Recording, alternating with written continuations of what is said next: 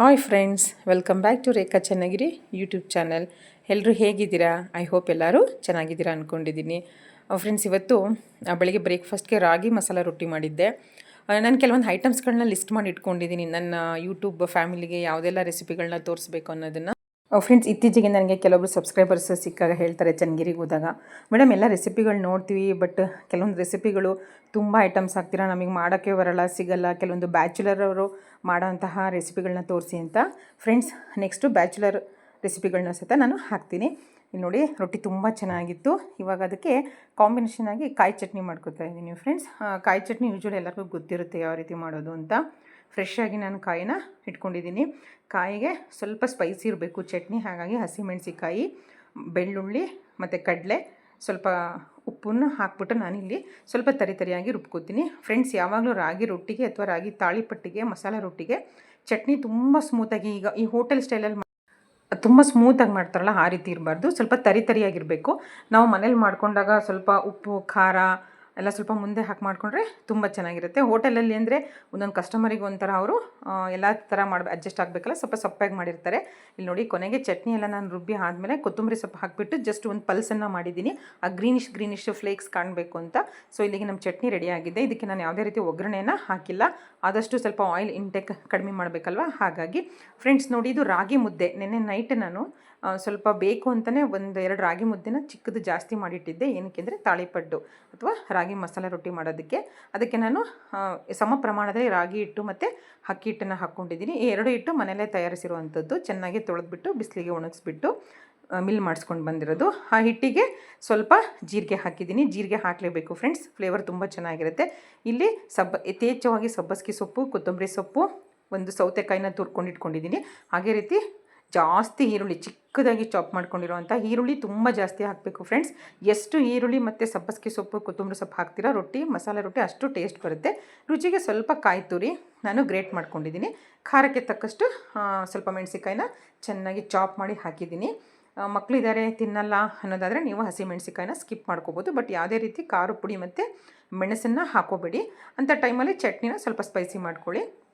ಇವಾಗ ನಾನು ಏನು ಇಟ್ಕೊಂಡಿದ್ದೀನಲ್ಲ, ಚಿಕ್ಕದಾಗಿ ಚಾಪ್ ಮಾಡ್ಕೊಂಡಿರೋ ಅಂಥ ವೆಜ್ಜೀಸ್ ಮತ್ತು ಸೊಪ್ಪನ್ನು ಹಾಕಿಬಿಟ್ಟು ಚೆನ್ನಾಗಿ ನಾನು ಮಿಕ್ಸ್ ಮಾಡ್ತಿದ್ದೀನಿ. ಫ್ರೆಂಡ್ಸ್, ಮೊದಲೇ ನೀರನ್ನ ಹಾಕೋಬೇಡಿ, ಯಾಕಂದರೆ ಗ್ರೇಟ್ ಮಾಡಿರೋ ಸೌತೆಕಾಯಲ್ಲೂ ನೀರು ಇರುತ್ತೆ, ಸೊಪ್ಪು ತೊಳೆದಿರ್ತೀವಲ್ವ ಅದರಲ್ಲೂ ನೀರಿನ ಅಂಶ ಇರುತ್ತೆ.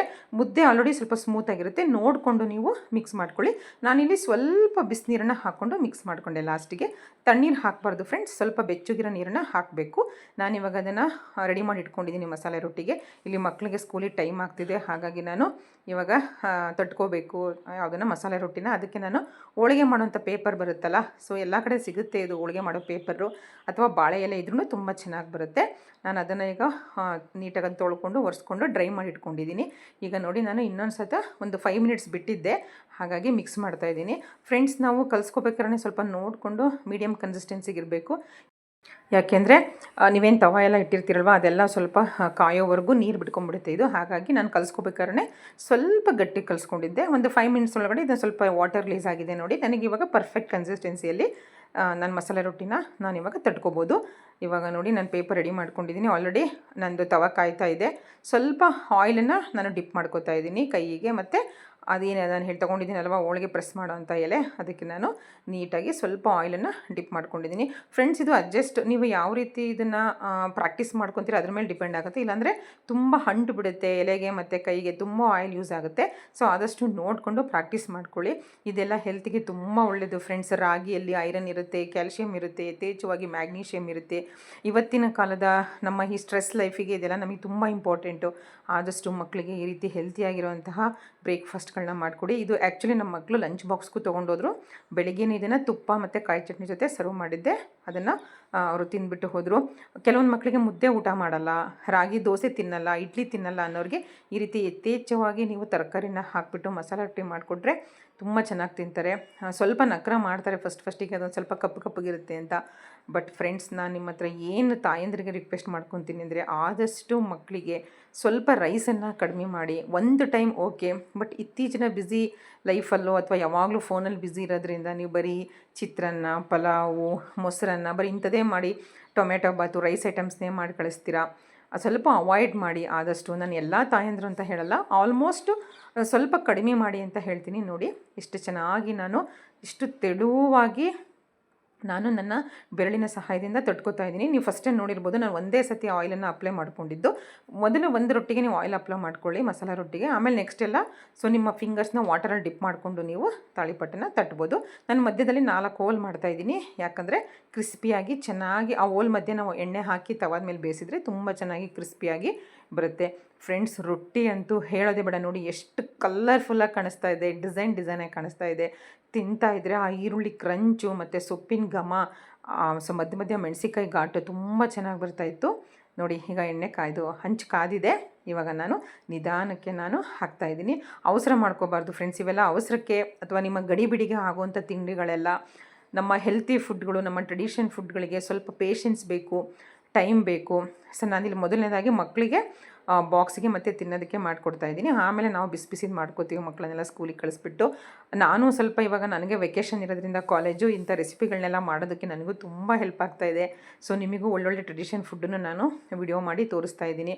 ಫ್ರೆಂಡ್ಸ್, ಇನ್ನೊಂದು ನಾವು ಮನೆಗೆ ರೆಗ್ಯುಲರಾಗಿ ಮಾಡ್ಕೊಳ್ಳೋದಕ್ಕೂ ವಿಡಿಯೋ ಮಾಡ್ಕೊಳ್ಳೋದಕ್ಕೂ ತುಂಬ ಟೈಮ್ ತೊಗೊಳುತ್ತೆ. ಪ್ರತಿಯೊಂದು ಹ್ಯಾಂಗಲನ್ನು ಚೆಕ್ ಮಾಡಬೇಕಾಗುತ್ತೆ, ವಿಡಿಯೋ ಕ್ಲಾರಿಟಿ ಚೆನ್ನಾಗಿದೆಯಾ ನೋಡ್ಕೋಬೇಕಾಗುತ್ತೆ. ಸೊ ನೀಟಾಗಿ ಬರ್ತಿದೆಯಾ ಪ್ರಾಪರಾಗಿ ಅಂತ ನಾವು ನಿಮ್ಮ ಮುಂದೆ ಆ ವಿಡಿಯೋ ತರಬೇಕು ಅಂತಂದರೆ ನಮ್ಮ ಎಫರ್ಟು ತುಂಬ ಇರುತ್ತೆ. ಫ್ರೆಂಡ್ಸ್, ನೀವಿನ್ನೂ ನನ್ನ ಚಾನಲನ್ನು ಸಬ್ಸ್ಕ್ರೈಬ್ ಮಾಡಿಲ್ಲ ಅಂದರೆ ಪ್ಲೀಸ್ ಒಂದು ಸಬ್ಸ್ಕ್ರೈಬ್ ಮಾಡೋದನ್ನು ಮರಿಬೇಡಿ. ನಿಮಗೆ ನಾನು ಮಾಡೋ ರೆಸಿಪಿಗಳು, ತೋರಿಸ್ತಾ ಇರೋ ರೆಸಿಪಿಗಳು ಇಷ್ಟ ಆದರೆ ಒಂದು ಲೈಕ್ ಕೊಡಿ. ನಿಮಗಿನ್ನೂ ಯಾವುದಾದ್ರು ರೆಸಿಪಿ ಬೇಕನ್ಸಿದ್ರೆ ನನಗೆ ಹೇಳಿ. ಪ್ಯೂರ್ ವೆಜಿಟೇರಿಯನ್ ರೆಸಿಪಿಗಳನ್ನು ನಾನು ನಿಮ್ಮ ಮುಂದೆ ಮಾಡಿ ಪ್ರೆಸೆಂಟ್ ಮಾಡ್ತೀನಿ ವಿಡಿಯೋ ಮುಖಾಂತರ. ನೋಡಿ ಫ್ರೆಂಡ್ಸ್, ಎಷ್ಟು ಚೆನ್ನಾಗಿ ಬರ್ತಾಯಿದೆ ರೊಟ್ಟಿ ಅಂತ. ಅಂಚು ತುಂಬ ಆಗಿಬಿಟ್ಟಿತ್ತು. ನಮ್ಮನೆಯವ್ರು ಹಂಗೆ ಅಂದರು, ಸ್ವಲ್ಪ ಚಿಕ್ಕದು ಮಾಡು, ಏನು ಇಷ್ಟು ದೊಡ್ಡಗೆ ಮಾಡ್ತಾಯಿದೆಯಲ್ಲ ಅಂತ. ಬಟ್ ನಾನು ಮಾಡ್ತಾ ನನ್ನ ಚಪಾತಿಗಳು, ರೊಟ್ಟಿಗಳು, ಪೂರಿಗಳೆಲ್ಲ ಹಿಂಗೆ ದೊಡ್ಡ ಸೈಜಲ್ಲಿ ಮಾಡಿಬಿಡ್ತೀನಿ. 2-3 ತಿಂದರೆ ಸಾಕಪ್ಪ ಅಂದ್ಬಿಡ್ಬೇಕು. ನೋಡಿ ಎಷ್ಟು ಟೆಂಪ್ಟಿಂಗಾಗಿ ಕಾಣ್ತಿದೆ ಫ್ರೆಂಡ್ಸ್. ನಿಜವಾಗ್ಲೂ ಇದನ್ನು ನೋಡೋದಕ್ಕೆ ಕಣ್ಣಿಗೆ ಎಷ್ಟು ಟೆಂಪ್ಟಿಂಗಾಗಿ ಕಾಣ್ತಾ ಇದೆಯೇ, ತಿನ್ನೋದಕ್ಕೂ ಅಷ್ಟೇ ಚೆನ್ನಾಗಿತ್ತು. ಆ ಈರುಳ್ಳಿ ಕ್ರಂಚು ಮತ್ತು ಮನೇಲೆಲ್ಲ ಘಮ ಅಂತ ಇತ್ತು. ಆರೋಗ್ಯಕ್ಕಂತೂ ಹೇಳೋದೇ ಬೇಡ, ಅಷ್ಟು ಹೆಲ್ತಿ ರೆಸಿಪಿ ಇದು. ನೋಡ್ತಾ ಇರ್ಬೋದು, ನಾನು ಈ ಥರದೊಂದು ಜಾಲರಿಗಳನ್ನು 4-5 ತೊಗೊಂಡಿದ್ದೀನಿ ಫ್ರೆಂಡ್ಸ್, ಡಿಫ್ರೆಂಟ್ ಸೈಜ್ದು. ಇದು ಚೆನ್ನಾಗಿರೋ ತುಮಕೋಸಲ್ಲೂ ಸಿಗುತ್ತೆ, ಆನ್ಲೈನಲ್ಲೂ ಸಿಗುತ್ತೆ. ನಾನು ಈ ರೀತಿ ಯಾವುದೇ ಒಂದು ಚಪಾತಿ, ರೊಟ್ಟಿ, ಪೂರಿ, ಫ್ರೈ ಐಟಮ್ಸು ಈ ಥರದ್ದೆಲ್ಲ ಅದಕ್ಕೆ ಹಾಕ್ಬಿಡ್ತೀನಿ. ಯಾಕಂದರೆ ಕೆಳಗಡೆಯಿಂದ ಬೇವಿಯಲ್ಲ, ನೀರು ಹೊಡಿಯಲ್ಲ ಅಂತಾರಲ್ಲ, ಹಾಗಾಗಿ ಒಂದು ರೆಡಿ ಇದೆ ಆಲ್ರೆಡಿ. 2ನೇದು ಮಾಡ್ತಾಯಿದ್ದೀನಿ. ಮಕ್ಕಳಿಗೆ ನೋಡಿ, ಸೊ ಮನೆಯಲ್ಲೂ ತಿಂತಾರೆ. ಮಮ್ಮಿ ಸ್ಕೂಲ್ಗೆ ಬರೀ ರಾಗಿ ತಾಳಿಪಟ್ಟು ಬೇಡ, ಸ್ವಲ್ಪ ಬಿಸಿ ಅನ್ನ ಸಾಂಬಾರು ರೆಡಿ ಅಂದಿದ್ದಕ್ಕೆ ನೋಡ್ತಾ ಇರ್ಬೋದು ನೀವಲ್ಲಿ. ಒಂದು ಬಾಕ್ಸಿಗೆ ಸ್ವಲ್ಪ ಅನ್ನ ಸಾಂಬಾರು ಮತ್ತು ಚಳಕಾಯಿ ಉಪ್ಪಿನಕಾಯಿ ಅಂತ ಮಾಡಿದ್ನಲ್ಲ ಅದು ಸೀಸನ್ ಉಪ್ಪಿನಕಾಯಿ ಅಲ್ವಾ. ಸೊ ಡೈಲಿ ಕನ್ಸ್ಯೂಮ್ ಮಾಡ್ತಾರೆ. ತುಂಬ ಒಳ್ಳೆಯದು ಹೆಲ್ತಿಗೆ ಆ ಉಪ್ಪಿನಕಾಯಿ. ಸೊ ಮಕ್ಕಳು ಟೇಸ್ಟ್ ಬಡ್ಸ್ ಅನ್ನೋದು ಇಂಪ್ರೂವ್ ಮಾಡುತ್ತೆ. ಸೊ ಇಲ್ಲಿ ನೋಡ್ತಿರ್ಬೋದು ಆಲ್ರೆಡಿ ಬಾಕ್ಸಿಗೆ ನಮ್ಮ ಮನೆಯವರು ಪ್ಯಾಕ್ ಮಾಡ್ತಾಯಿದ್ದಾರೆ. ಫ್ರೆಂಡ್ಸ್, ನಮ್ಮ ಮನೇಲಿ ಕೋರ್ಡಿನೇಷನ್ ಜಾಸ್ತಿ, ಎಲ್ಲರೂ ಒಂದೊಂದು ಕೆಲಸ ಮಾಡ್ತೀವಿ. ಹಾಗಾಗಿ ನಮಗೆ ಯಾವುದೇ ಕೆಲಸಕ್ಕೆ ಸ್ಟ್ರೆಸ್ ಅಂತ ತುಂಬ ಅನಿಸಲ್ಲ. ನೀವು ಅಷ್ಟೇ ಮನೇಲಿ ಫ್ರೆಂಡ್ಸ್, ಒಬ್ರಿಗೊಬ್ರು ಸಹಾಯ ಮಾಡಿಕೊಂಡು, ಎಲ್ಪ್ ಮಾಡಿಕೊಂಡು, ಯಾವ ಕೆಲಸನೂ ನಾನು ಯಾಕೆ ಮಾಡಬೇಕು ಅಂತ ಪ್ಲೀಸ್ ಆ ರೀತಿ ಹಿಂದೇಟು ಹಾಕ್ಬಿಡಿ. ಎಲ್ಲ ಕೆಲಸಕ್ಕೆ ಎಲ್ಲರೂ ಕೈ ಜೋಡಿಸಿ, ಆವಾಗ ಲೈಫ್ ತುಂಬ ಬ್ಯೂಟಿಫುಲ್ಲಾಗಿರುತ್ತೆ. ನಿಮಗೆ ಅಂತ ಒಂದು ಟೈಮ್ ಸಿಗುತ್ತೆ. ಸೊ ಇಲ್ಲಿ ಬಾಕ್ಸ್ ರೆಡಿ ಆಗ್ತಾಯಿದೆ.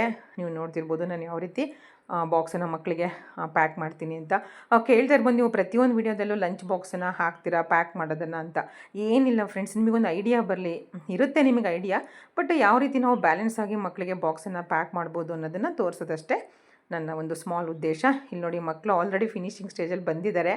ಇವತ್ತು ವಿಡಿಯೋ ಆನ್ ಮಾಡೋದೇ ಮರೆತುಬಿಟ್ಟಿದ್ದಾರೆ ಬ್ಯುಸಿಯಲ್ಲಿ. Already van ಬಂದುಬಿಟ್ಟಿತ್ತು. ನೋಡಿ ಸಖತ್ ಎಂಜಾಯ್ ಮಾಡಿದ್ದಾರೆ. ಇಬ್ಬರು ಒಂದೊಂದು ಮಸಾಲ ರೊಟ್ಟಿನ ತುಪ್ಪ ಚಟ್ನಿ ಹಾಕ್ಕೊಂಡು ತಿಂದು ಹೋದರು. ಇಲ್ಲಿ ನಮ್ಮ ಮನೆಯವ್ರದ್ದು ಆಲ್ರೆಡಿ ಬ್ರೇಕ್ಫಾಸ್ಟ್ ಆಯಿತು, ಬಿಸಿದು ಮಾಡಿಕೊಟ್ಟಿದ್ದೆ. ಇವಾಗ ನಾನು ಬಿಸಿ ತಿಂತಾಯಿದ್ದೀನಿ. ಇಲ್ಲಿ ನಮ್ಮ ಮನೆಯವರು ಒಂದು ರೆಸಿಪಿ ಮಾಡೋದಕ್ಕೆ ಒಂದು ಎಳೆಯದು ಹಲಸಿನಕಾಯಿ ತರಿಸಿದ್ದೆ. ಅದರದ್ದು ಬೀಜ ಬೇಕಿತ್ತು ನನಗೆ ಪಲ್ಯ ಮಾಡೋದಕ್ಕೆ. ನಾನು ಒಂದು ರೆಸಿಪಿ ಶೂಟ್ ಮಾಡಬೇಕಿತ್ತು, ಹಾಗಾಗಿ ಅವ್ರು ರೆಡಿ ಮಾಡಿಕೊಡ್ತಿದ್ದಾರೆ. Thanks for watching friends.